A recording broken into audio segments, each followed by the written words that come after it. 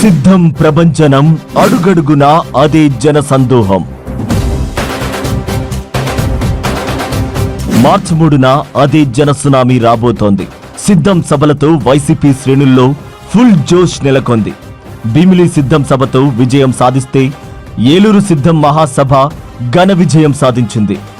జగనన్న అడ్డా రాయలసీమ గడ్డ అనంతపురంలో జరిగిన సిద్ధం సభ 1 మిలియన్ పైగా మద్దతుదారులతో దక్షిణ భారతదేశ రాజకీయ చరిత్రలో కని విని ఎరుగని సరికొత్త రికార్డు సృష్టించింది.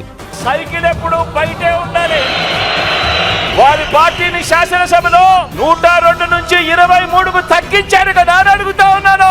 అదే పని మరోసారి చేయడానికి, చొక్కాలు మడత వేయడానికి సిద్ధంగా ఉన్నారా?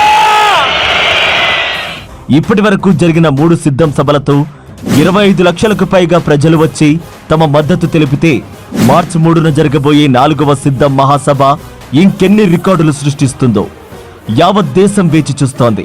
ఇవన్నీ చూస్తుంటే మళ్లీ జగనన్నదే ప్రభంజనమని ముక్త కంఠంతో చెబుతోంది.